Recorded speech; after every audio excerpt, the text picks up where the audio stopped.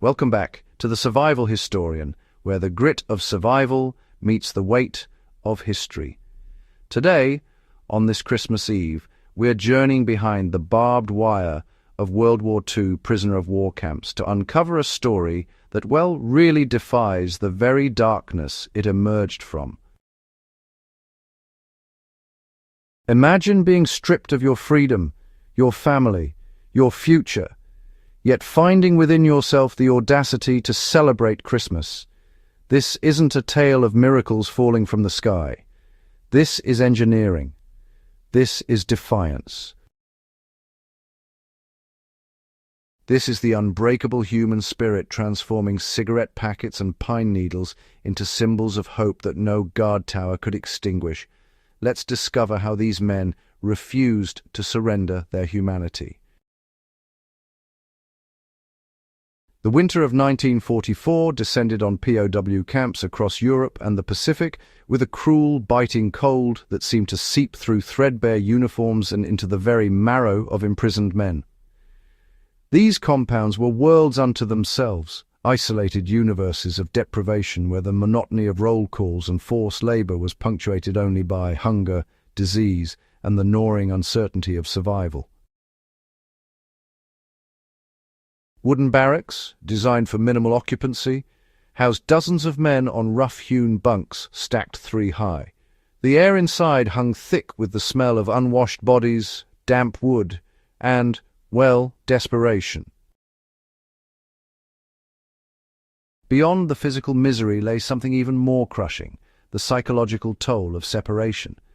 Christmas had always meant family, warmth, the comforting rituals of home. Now, as December approached, these men faced the prospect of another holiday marked by absence, from wives who might be struggling alone, from children who were growing up without fathers, from parents who didn't know if their sons would ever return. The armed guards, the searchlights sweeping across frozen ground at night, the ever-present threat of punishment for the smallest infraction, all of it conspired to break spirits already stretched thin. Yet it was precisely this bleakness that made Christmas not just important, but, essential.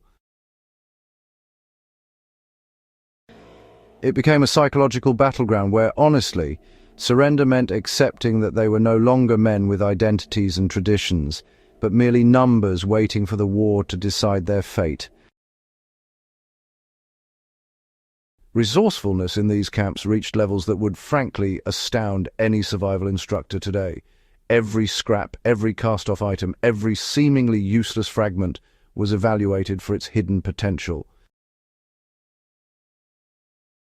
Cigarette packets, issued in the precious Red Cross parcels, were carefully disassembled, and their cardboard transformed into Christmas cards adorned with hand-drawn images, nativity scenes, winter landscapes, really anything that conjured home.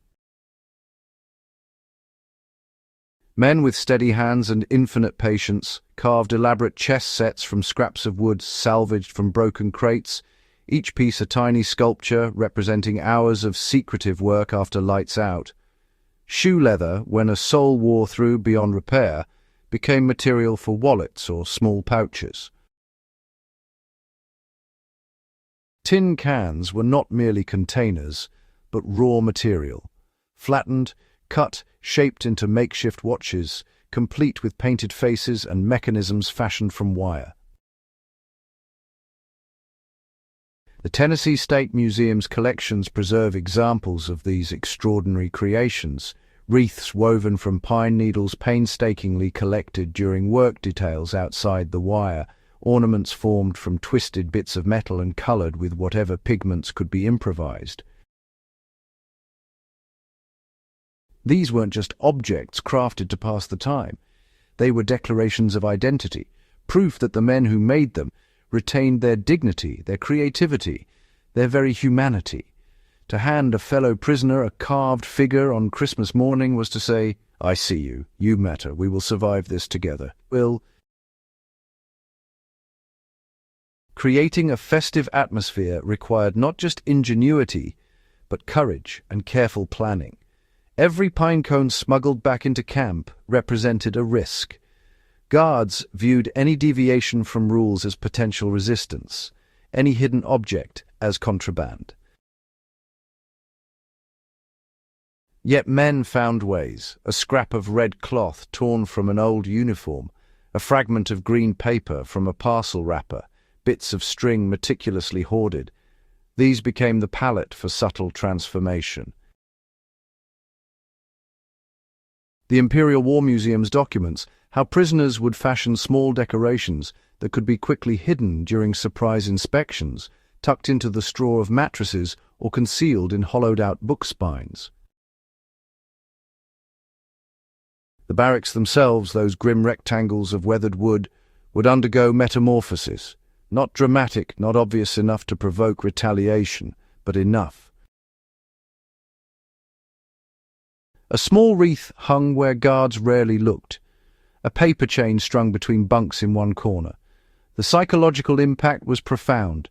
These small touches of beauty in a place designed to crush beauty represented an act of spiritual warfare. The prisoners were declaring that their captors could control their bodies but not their souls, could imprison their movements but not their imaginations. The engineering of Christmas meals required planning that would rival any military operation. Red Cross parcels, when they arrived, contained treasures, tinned meat, dried fruit, chocolate, and sometimes even luxuries like sardines or cheese. For weeks before Christmas, prisoners would carefully squirrel away portions, hiding them from both guards and, the ever-present temptation of immediate consumption. They became, amateur food scientists, calculating which items would keep longest in the cold, how to prevent mold, and how to stretch limited ingredients. On Christmas Day, the transformation was, truly remarkable. AARP's research reveals menus that featured duck, sometimes bartered from guards or saved from rare parcels, and even oranges and bananas that had been guarded like crown jewels.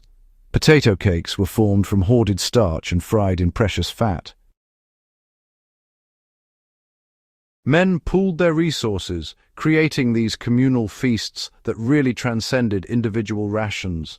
Secret recipes circulated, like how to make a pudding-like dessert from crumbled biscuits and tinned milk, or how to brew something resembling coffee from roasted grain. These meals represented more than just nutrition. They were ceremonies of remembrance, with each bite serving as a connection to Christmases past and a stubborn faith in Christmases yet to come. Perhaps the most remarkable engineering feat wasn't the physical creation of decorations or food, but actually the construction of community itself. Christmas became a collective project where individual skills merged into something greater. The Tennessee State Museum notes that prisoners stage full theatrical performances, productions of A Christmas Carol performed on makeshift stages with costumes sewn from blankets and props fashioned from camp debris. Carols rang out in barracks, voices harmonizing in defiance of the guards who might silence them. These weren't just entertainments, they were acts of resistance, proof that culture and tradition could flourish even in captivity's deepest winter. The true unbreakable spirit wasn't in any single gift or decoration, but in the collective refusal to accept dehumanization. These men understood something profound, that hope isn't passive waiting but active creation, that resilience isn't merely endurance, but the deliberate choice to find or engineer joy even when every rational calculation says it's impossible. Today, as we celebrate this Christmas Eve in freedom and comfort, their story reminds us that the human capacity for connection, creativity, and celebration cannot be imprisoned. It survives not because of circumstances, but in spite of them. If you found this journey behind the wire as moving as I did, help us honor these stories of survival and spirit. Hit that like button, share this video with someone who appreciates history's lessons in resilience, and subscribe to The Survival Historian for more deep dives into how humanity endures when everything says it shouldn't. History isn't just about what happened. It's about what we can learn, what we can carry forward, and how the past illuminates our present. Thank you for watching, and wherever you are this Christmas Eve, may you find your own unbreakable spirit.